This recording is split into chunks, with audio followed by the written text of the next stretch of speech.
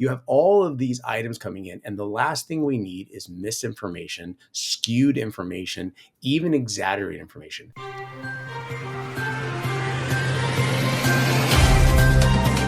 This episode is made possible by OITVOIP. Find your best-in-class revenue generation for MSPs all over the world.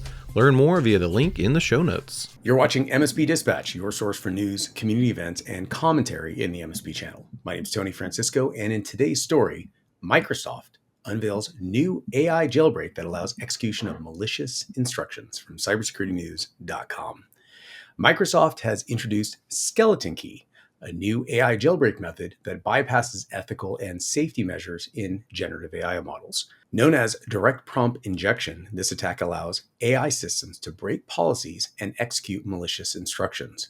Additionally, researchers discovered that Skeleton Key can evade AI guardrails, leading to potential misuse for creating harmful content or spreading misinformation. Microsoft has shared these findings with other AI vendors and implemented measures like prompt shields to detect and prevent such attacks. They have also updated their AI offerings, including Copilot assistance, to address this vulnerability. Ray, let's unpack this for just a moment. Hey, I'm going to invent this amazing thing. In fact, I'm going to allow other people to invent something, and I'm going to invest billions of dollars into it. So it's going to change the industry. And then now I'm going to give you ways to jailbreak it and make it wildly destructive. Go. Why? Like, why? Seriously, what the Sorry, Simon, you got to define the dolphin, but what the Like, it's one thing for AI to already have it for the script kiddies, and it's already, we have Metasploit, and we have all these friggin' click, and suddenly you take down frickin', I don't know, let's say Fortinet for the 15th time this week. But you know what I mean? But like, Microsoft, you're not helping.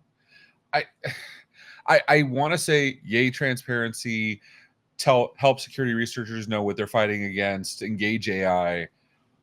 This to me seems, how can we make putting AI in Notepad worse? Let's make it make malware. What am I missing, Tony? Walk me back, please. I think Satan's life coach made the suggestion. And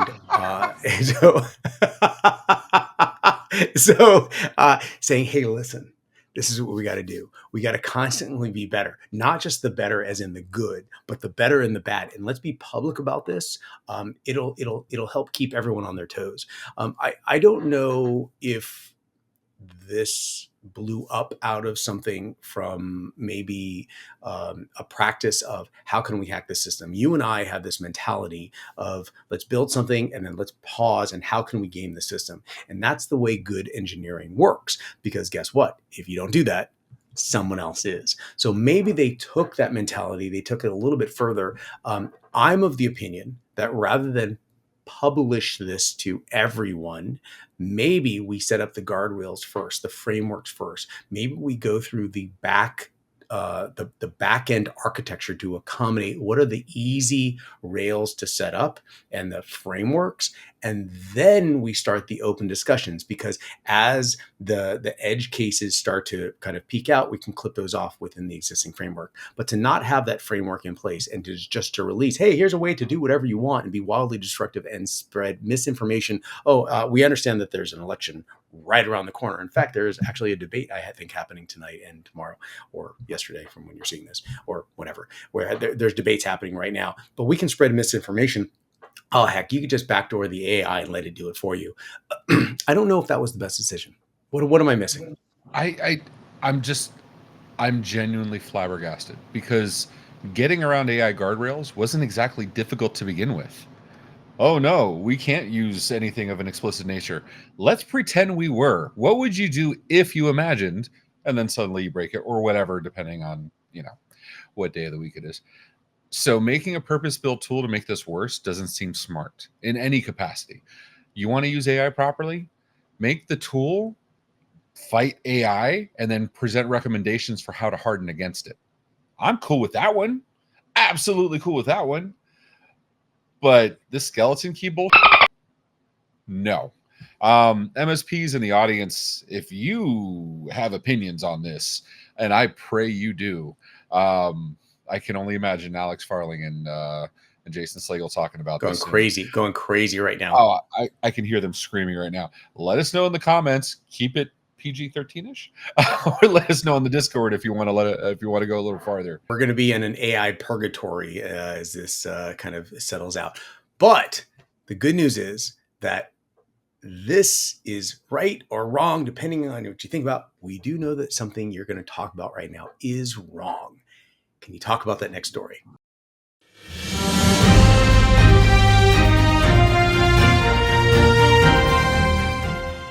Following up on our June 25th report, where we covered the claims by Lockbit ransomware group regarding the cyber attack on the U.S. Federal Reserve, new information reveals that the target was actually Evolve Bank and Trust, not the Federal Reserve. Lockbit's misleading assertion aimed to regain relevance after a significant takedown of its infrastructure. Evolve Bank and Trust confirmed the breach and is investigating the incident while providing affected customers with credit monitoring and new account numbers.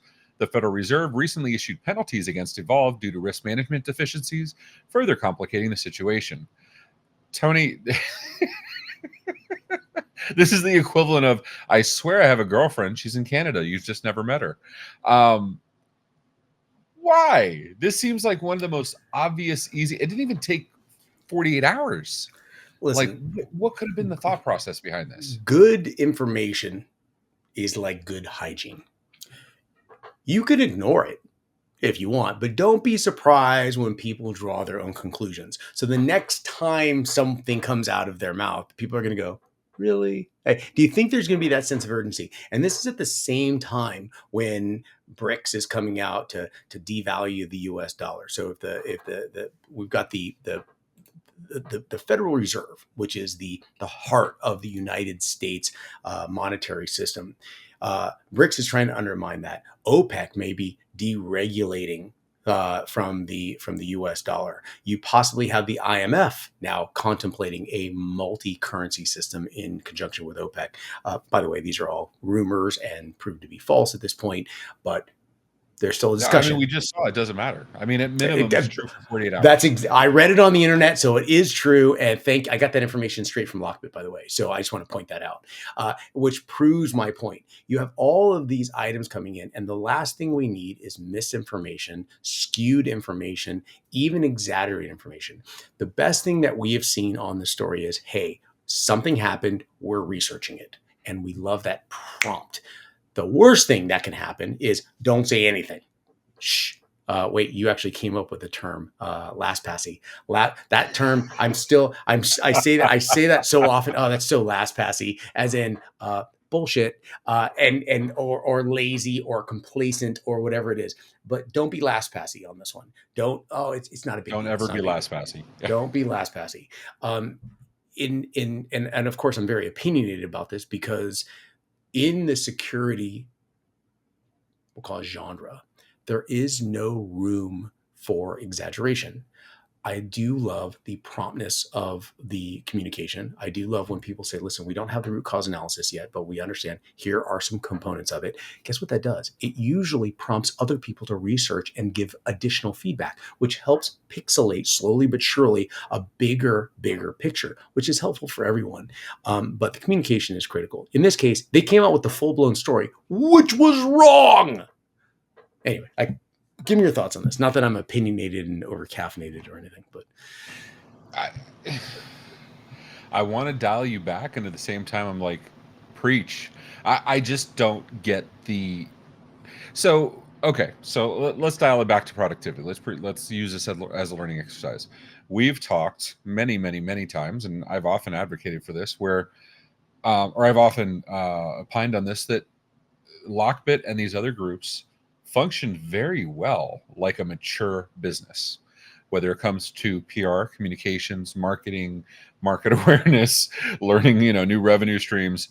These people are smart, and they're treating their businesses with a lot more intentionality than many MSPs that I know, unfortunately. So when I look at this, I have to imagine, like any other business, if you are relying on trust, you're relying on, if we get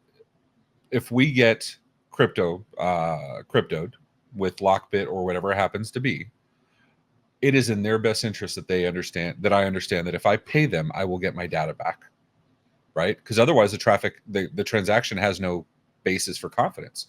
There's no reason I would risk giving you the money, right? I risk giving you the money because I'm not saying pay them. I'm just saying that's the thought process behind it.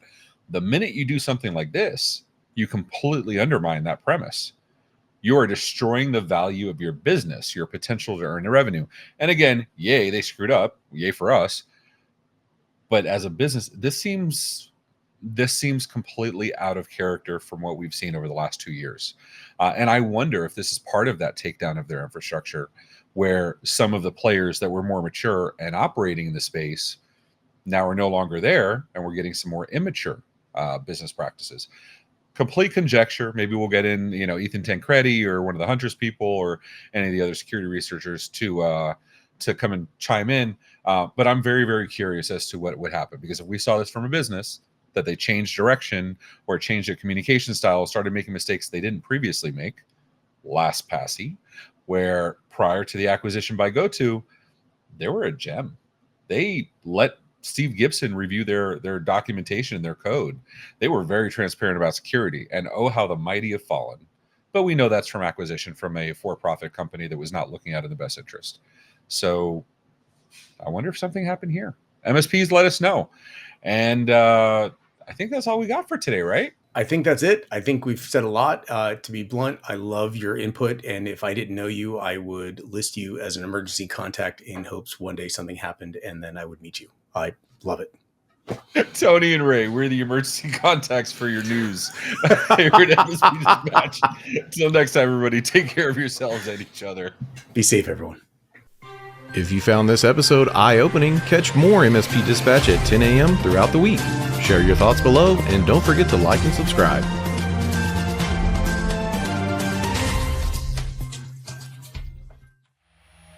This has been a broadcast of the MSP Media Network.